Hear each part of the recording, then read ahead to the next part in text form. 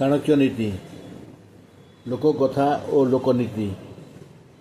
ନିଜେ ଯତ୍ନ ନ କଲେ ଧନ ରକ୍ଷା ହୋଇପାରେ ନାହିଁ। ପିତାମାତା ପୁତ୍ରକୁ ଶିକ୍ଷା ନ ଦେଲେ ପୁତ୍ର ଦରିଦ୍ର ହୁଏ। ବହୁ ଧନ ସମ୍ପତ୍ତି ଥାଇ ଗୁଣ ନଥିଲେ ସବୁ ଅସାର। ଯିଏ ସହିପାରେ ସେ ବଡ଼ ହୋଇପାରେ। ଯିଏ ଶୀଘ୍ର ବଢ଼େ ସେ ଶୀଘ୍ର ନଷ୍ଟ ହୁଏ। ଯିଏ ବେଶୀ କହି ବାହାଦୁରୀ ଦେଖାଏ ସେ କିଛି କରିପାରେ ନାହିଁ। ମିଥ୍ୟାବାଦୀକୁ ବିଶ୍ୱାସ କରିବ ନାହିଁ। ଚାଟୁକାର ଶତ୍ରୁ ବଳବାନ ପଶୁ ବିଶ୍ୱାସ ଯୋଗ୍ୟ ନୁହନ୍ତି। ସତ୍ୟ ହୋଇଥିଲେ ମଧ୍ୟ କାହାର ମର୍ମ କଥା କହିବ ନାହିଁ।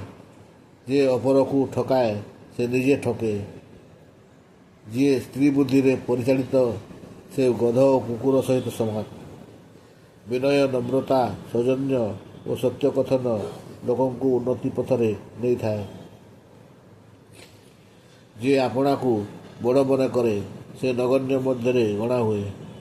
ମାତା, ପିତା, ଗୁରୁ ଏମାନଙ୍କୁ ସମ୍ମାନ କରିବ। ସ୍ୱାଧ୍ୟାୟ ପରମ ଧର୍ମ ଅଟେ। ଯେକୌଣସି କାମ ଭଲ ହେଉ ବା ମନ୍ଦ କରିବା ଆଗରୁ ଅନେକ ଥର ଚିନ୍ତା କର।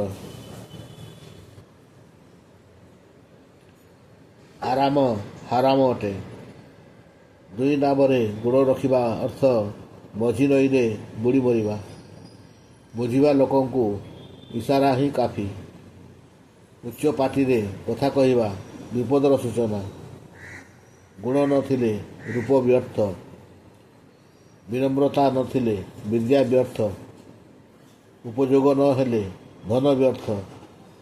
ସାହସ ନଥିଲେ ଅସ୍ତ୍ରଶସ୍ତ୍ର ବ୍ୟର୍ଥ। ହୋସ୍ ନଥିଲେ ଜୋଶ ବ୍ୟର୍ଥ। ପରୋପକାର ନ କଲେ ଜୀବନ ବ୍ୟର୍ଥ। ସୁଖର ଅନ୍ୟ ନାମ ତ୍ୟାଗ। କୁମ୍ଭୀରର କେବେ ପେଟ ପୁରେ ନାହିଁ। କୀଟ କପଡ଼ାକୁ ନଷ୍ଟ କଲା ଭଳି ଈର୍ଷା ମଣିଷକୁ ନଷ୍ଟ କରିଦିଏ। ଧୈର୍ଯ୍ୟ ପାଖରେ ଦୁଃଖ ହାର ମାନେ। ମାନବ ସେବା ହିଁ ମାଧବ ସେବା। ପରିଶ୍ରମର ଅନ୍ୟ ନାମ ସ୍ୱର୍ଗ। ଆଳସ୍ୟ ଅର୍ଥ ନର୍କ।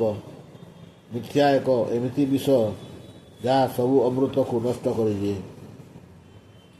ଯିଏ ନିଜର ନିନ୍ଦା ଶୁଣି ନପାରେ ତା ଭିତରେ କ୍ଷୁଣ ଥାଏ। ଦର୍ପଣ କେବେ ମିଛ କହେ ନାହିଁ। ବସିବା ଅପେକ୍ଷା ଚାଲିବା ଭଲ। ଯିଏ କମ୍ କହେ ସେ ଅନେକ ବୁଝେ। ଅନ୍ଧବିଶ୍ୱାସ ଠାରୁ ଦୂରେଇ ରହିବା ଭଲ। ମୌନ ବୃକ୍ଷରେ ଶାନ୍ତି ଏକ ଫଳ। ଉଦାସୀନତା ଏକ ବେମାରୀ।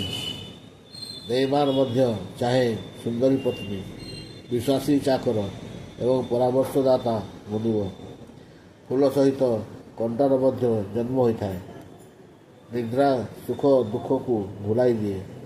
ପରଲୋକ ପାଇଁ ଏ ଲୋକର ସେବା କରି ଶିଖ। ଯେଉଁ ମଣିଷ ଏ ଜନ୍ମରେ ମୁକ୍ତି ପାଇବାକୁ ଚାହୁଁଛି ତାକୁ ଏଇ ଗୋଟିଏ ଜନ୍ମରେ ଗୋଟିଏ ଜନ୍ମର କର୍ତ୍ତବ୍ୟ ସମ୍ପାଦନ କରିବାକୁ ପଡ଼ିବ।